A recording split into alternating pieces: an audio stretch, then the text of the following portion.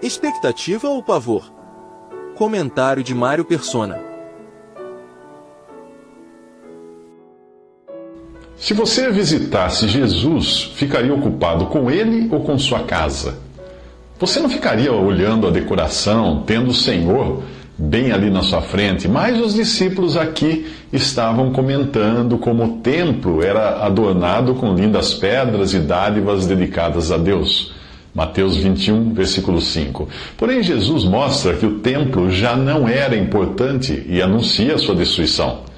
Disso que vocês estão vendo, diz ele, dias virão em que não ficará pedra sobre pedra, serão todas derrubadas. Lucas 21, versículo 6. É fácil nós ficarmos ocupados com as profecias acerca do Senhor Jesus, mais do que com o Senhor das profecias. E é o que parece estar acontecendo aqui, quando eles perguntam: quando acontecerão essas coisas? E qual será o sinal de que elas estão prestes a acontecer? Lucas 21, 7. Em Apocalipse 19, versículo 10, nós aprendemos que o testemunho de Jesus é o espírito da profecia. Portanto, é a pessoa de Jesus, a sua pessoa, e não os eventos que são importantes. Jesus quer mostrar aos discípulos que o judaísmo chegara ao fim e que, quando o assunto fosse profecia, deviam ficar atentos, pois muitos iriam querer enganá-los. Ele alerta: cuidado para não serem enganados, pois muitos virão em meu nome dizendo: sou eu, e o tempo está próximo. Não os sigam. Quando ouvirem falar de guerras e rebeliões, não tenham medo. É necessário que primeiro aconteçam essas coisas, mas o fim não virá imediatamente. Lucas 21, de 8 a 9. Dos versículos 8 ao 24 desse capítulo, ele fala da destruição do templo, que ocorreria no ano 70 da era cristã. Dos versículos 25 ao 33, do capítulo 21 de Lucas, ele trata então da sua vinda para estabelecer o seu reino aqui na terra. Hoje, enquanto alguns dizem ser o Cristo, outros ficam aterrorizados com teorias conspiratórias e alarmes de guerras e rebeliões. Mas o Senhor tranquiliza os que são seus ao dizer: não tenham medo. Quem é salvo por Cristo não deve se ocupar com aquilo que aterroriza, mas deve se ocupar com a vinda do Senhor para buscar a sua igreja. Ao escrever aos crentes, Paulo não falou de terror, mas ele falou de consolo. Nós, os que estivermos vivos, seremos arrebatados, disse ele, para o encontro com o Senhor nos ares, e assim estaremos com o Senhor para sempre. Consolem-se uns aos outros com essas palavras. 1 Tessalonicenses 4, de 17 a 18. Porém, para o incrédulo, resta tão somente uma terrível expectativa de juízo e de fogo intenso, que consumirá os inimigos de Deus, como fala em Hebreus 10, 27. Para o incrédulo, o Senhor virá como ladrão de noite, mas o crente não espera como ladrão, o crente o espera como noivo, que vem buscar sua noiva, a igreja. O Espírito e a noiva dizem: vem, em Apocalipse 22, 17. E você, deseja muito que o Senhor venha ou sente pavor só de pensar nessa ideia?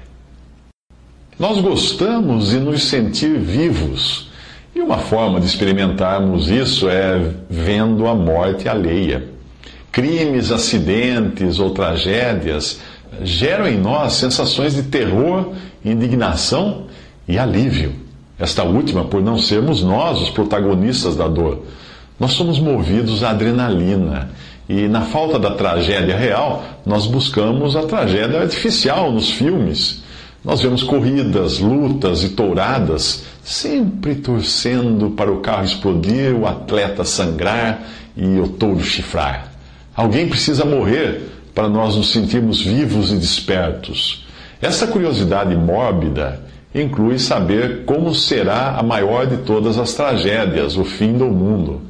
Nós pensamos nisso achando que as coisas irão se desmoronar numa tela de cinema, onde nós seremos meros espectadores.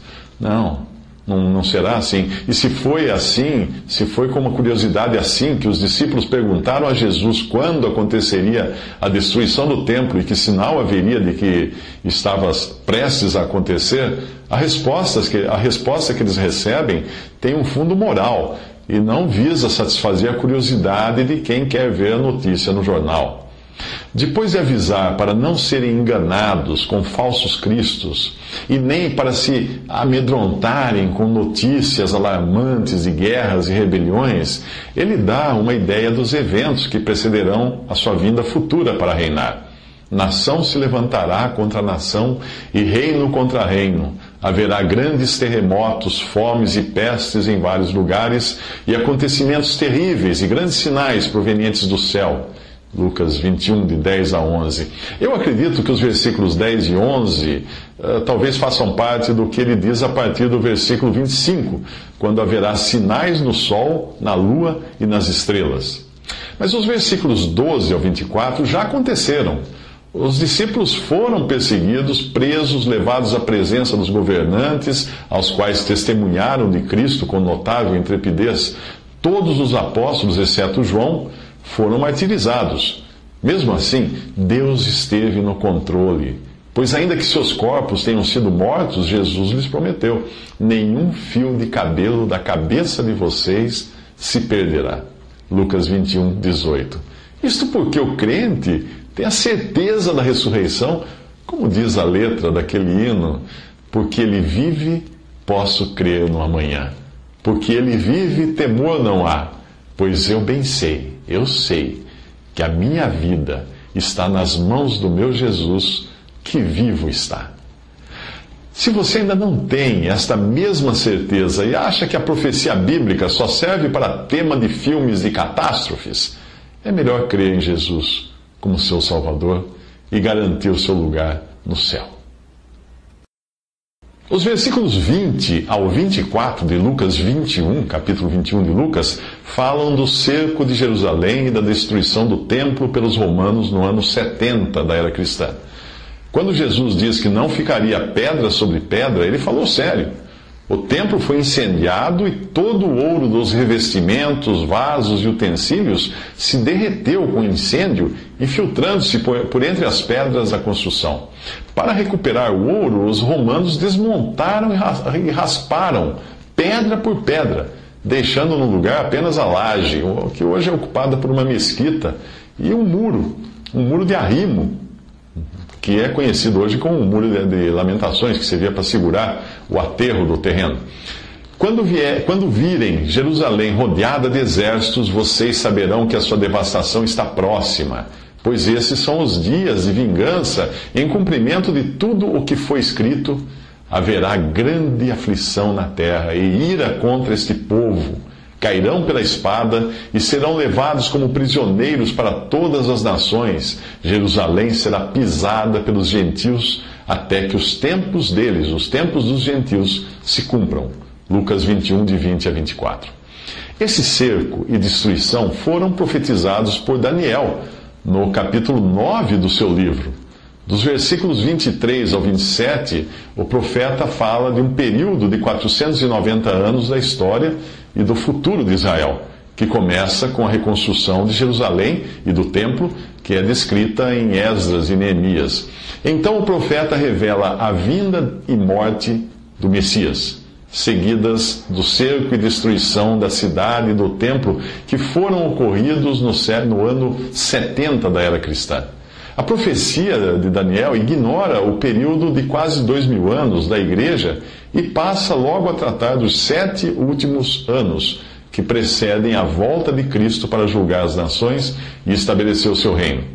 É nesse período de 7 anos, ou semana de anos, que o anticristo, o governante que virá, de Daniel 9:26, fará uma aliança com os judeus, porém os enganará. Esse governante será líder do mesmo povo que destruiu o templo há 2000 anos, o que nos dá a entender que o Império Romano será restabelecido com um misto de totalitarismo e democracia. A estátua do sonho de Nabucodonosor, decifrado por Daniel no capítulo 2 do seu livro, tinha as pernas de ferro que representavam o Império Romano, e os pés de ferro misturado com barro, que indicavam o ressurgimento do mesmo império no final, porém como uma mescla de poder autoritário e vontade do povo. Eu sugiro a leitura de Daniel 9, 23 a 27, antes dos próximos 3 minutos, quando contarei o que aconteceu com um judeu que foi confrontado com esta mesma profecia. Esse povo que rejeitou e matou o seu Messias dará as boas-vindas ao Anticristo, juntamente com a cristandade apóstata que ficar na terra após o arrebatamento dos verdadeiros salvos, que é a igreja.